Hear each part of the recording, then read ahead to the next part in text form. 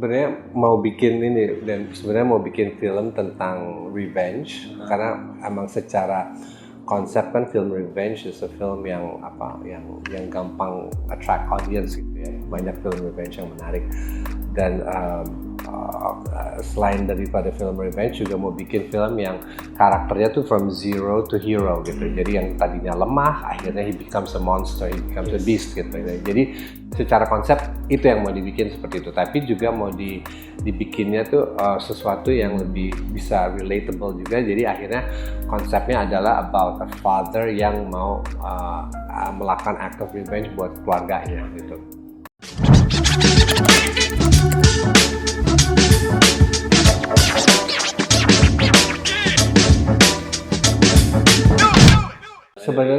Sebenarnya waktu itu di developnya itu cerita dasarnya udah ada gitu, maksudnya udah punya bayangan.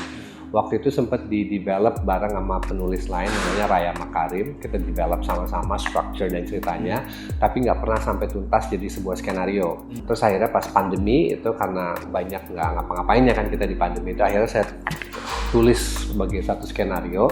Dari situ baru kelihatan gitu bentuk ceritanya seperti apa gitu. Biasa tuh rata-rata kalau pasti kan semua penulis tuh punya cara menulis yang berbeda. Kalau saya biasanya tuh cara nulis saya adalah saya paksain dalam waktu seminggu jadi first draft dulu. Dan itu biasanya jelek sejelek-jeleknya draftnya. Itu namanya, saya selalu bilang itu muscle draft. Jadi I muscle my way into a first draft gitu. Jadi emang biasanya jelek banget. Tapi akan lebih gampang untuk mengedit sebuah skrip dibanding kita mesti nulis dari baru gitu. Jadi emang mesti dipaksain keluar jadi first draft yang jelek dulu. Dari situ baru kita mulai shaping ceritanya. Itu cara kerja saya paling gampang kayak gitu. Jadi first draftnya itu bangsa seminggu 2 minggu gitu ya. Habis itu kita tinggalin dulu, kita ngerjain yang lain-lain dulu. Pas balik lagi kita baca, kita mulai ngeliat itu, oh kesalahannya apa, kekurangannya apa. Dan nah dari situ baru tuh kita lebih mengedit shapingnya, apa yang mesti dikurangin, ditambahin, dipindahin strukturnya. Nah itu baru jadi menarik gitu, proses menulis skenario justru di situ menarik. Terus dari situ mungkin idealnya tuh sekitar 6 bulan kali ya, baru kita kelihatan bahwa skripnya ada sesuatu yang mendekati apa yang kita syuting gitu. Finalnya lah ya. Finalnya.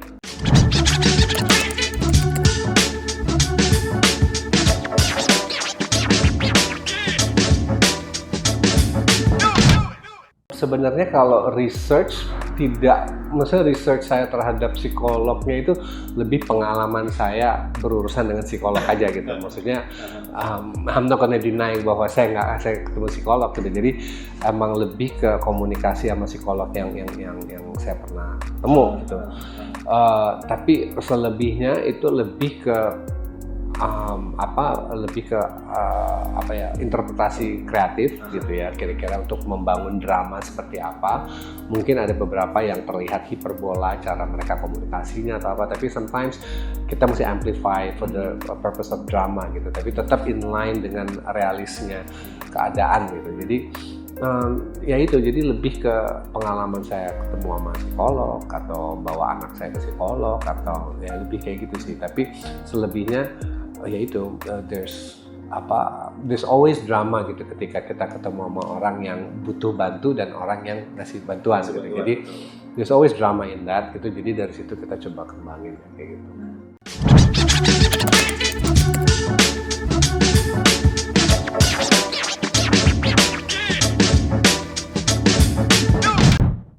Yang keinget di kepala sekarang yang di Berbalas Kejam tuh we had to shut down 10 hari karena semua orang kena COVID.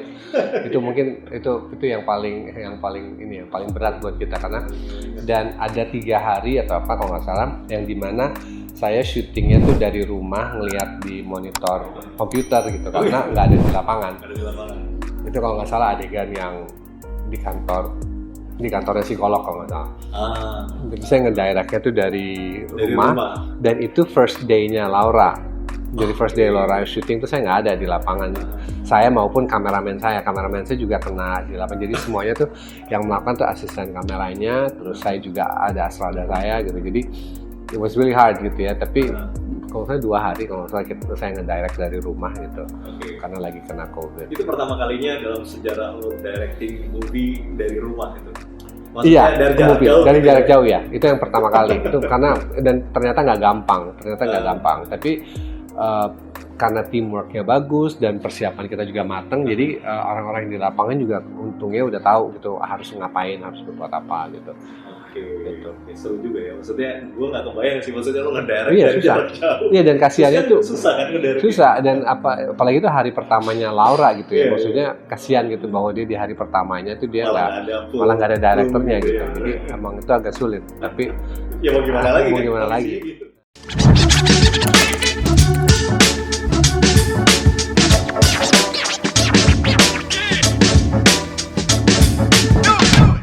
Sebelumnya kerja sama Reza tuh di Something in the Way.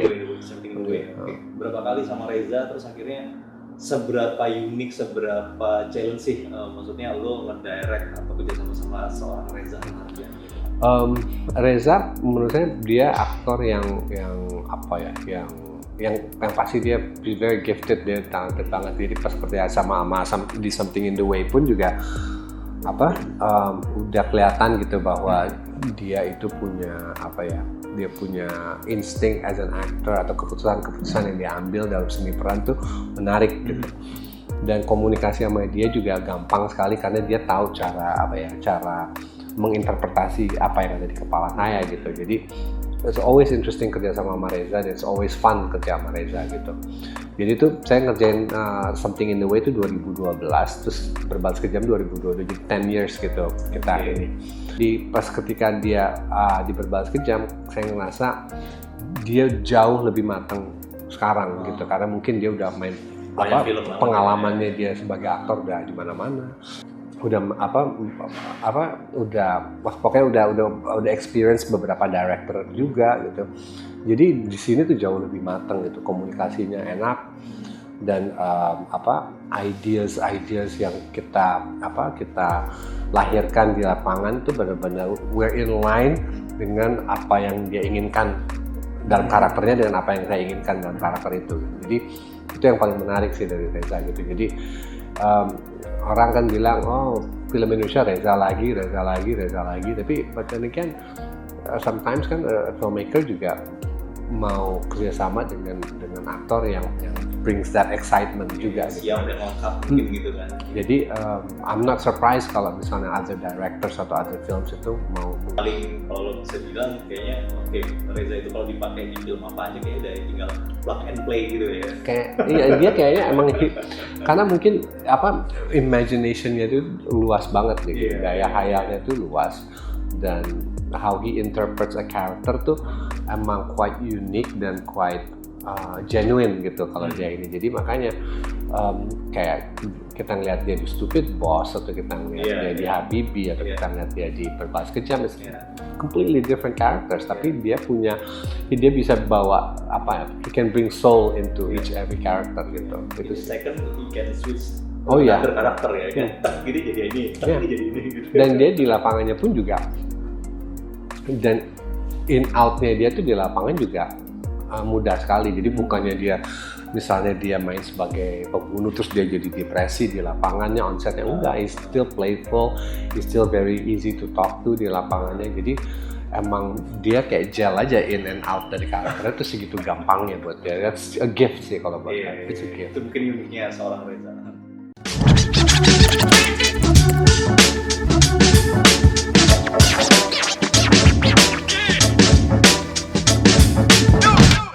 Jadi kalau sama Baim itu menarik. Saya udah kenal sama Baim cukup lama karena dulu pernah ngerjain iklan bareng. Cuman pas pandemi kemarin saya kebetulan ngerjain iklan salah satu produk Mayora gitu ya. Baim jadi talentnya. Dari situ kita catch up, kita ngobrol-ngobrol, terus dia bilang, punya skenario nggak atau apa gitu. Terus saya yang punya gitu. Jadi dari situ saya kirim skenario, ada beberapa yang saya kirim ke Baim. Salah satu yang dia tertarik adalah Berbalas Kejam gitu. Mungkin dia ngelihat cerita Berbalas Kejam, it feels like thriller Korea gitu atau apa gitu ya. Jadi he like that, dan ada peran yang dia suka di situ juga, dan dari situ baru kita menggarap Berbalas Kejam.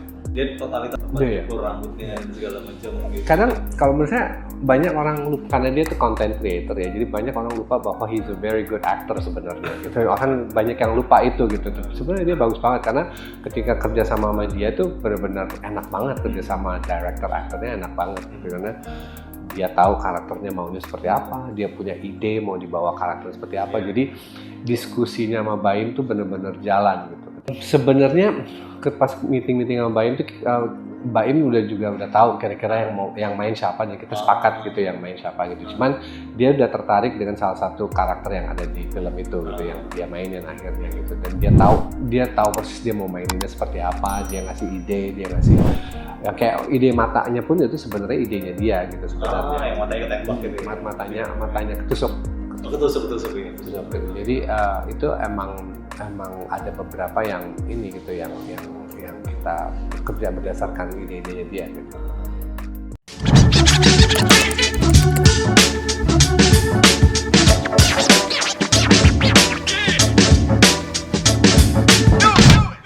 Yang paling suka mungkin if I had to pick adegan yang paling menarik to do dan hasilnya sesuai itu adegan terakhirnya Reza sih, adegan terakhirnya Reza yang dia di dalam mobil terus dia nangisnya tuh berubah menjadi ketawa dan itu karena itu ada di kepala saya mau bikinnya seperti apa, tapi untuk menyampaikan ke Rezanya juga maksudnya dia berhasil interpretasi dengan apa sesuai dengan ada di kepala gitu dan it was good gitu setelah syuting adegan itu saya tahu oh ya we've got the perfect ending gitu. Jadi endingnya mungkin yang karena buat there were so many emotions di adegan terakhirnya, ada dia penyesalan, ada dia gone crazy, ada dia sedih, ada semuanya, dan itu semua emosi itu tuh berhasil Reza rangkum dalam satu shot itu gitu. And we did that in one take gitu kan, nggak cuma satu close up aja. Dan kita cara syuting kita tuh kita kalau nggak salah jam 11 malam kita keliling Menteng aja gitu pakai mobil gitu untuk cari emosi itu gitu Reza. Cuman ya itu mungkin yang paling karena mungkin fun fact juga we shot that twice. Kita udah ngambil adegan itu di seminggu sebelumnya, tapi I wasn't happy. I wasn't happy karena yang sebelumnya tuh kita ngambil di jam 4 pagi, Rezanya juga udah capek, terus jalanannya tuh juga kurang pas. And then ini pas yang lihat beberapa kali ini we have to do it again gitu. Terus saya ngomong sama Reza, saya bilang Rez, kayaknya we have to do the last shot again deh. Terus akhirnya kita cari jalanan di Menteng. Oke, sekarang let's do it. Kita punya waktu yang lebih panjang nih. Masih jam 11 dia juga masih segar. And then we did it again and he nailed it gitu. Jadi emang itu kita adegan ngambil 2 kali gitu. Yang pertamanya was very very weak, tapi yang keduanya tuh strong banget jadinya.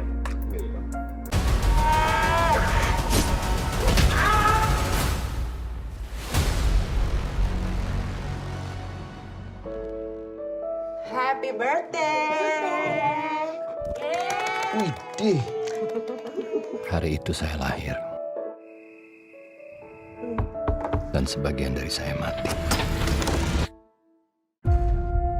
Maaf, tiap sesi harus saya rekam supaya progresnya terdata. Apa yang kamu rasain sekarang? Semenjak mereka nggak ada, semenjak mereka diambil, aku nggak tahu mau ngapain lagi dia hidup aku. Menurut kamu dendam itu solusi terbaik? Mungkin. Udah 2 tahun lah. Gak ada perubahan. Lo jalani cepat. Masih ingat sama saya? Itu bukan salah kamu. Tapi menghadapi dan mengatasi trauma itu tanggung jawab kamu. Bapak kenal dengan yang namanya Frankie Tambah? Frank.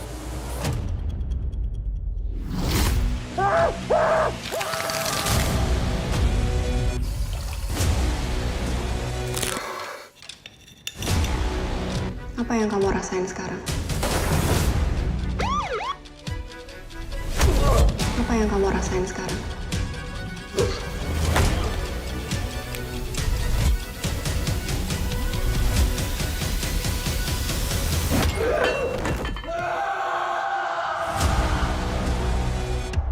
Apa yang kamu rasain sekarang?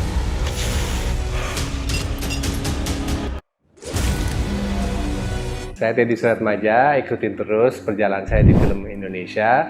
Jangan lupa untuk subscribe, like, share, dan komen.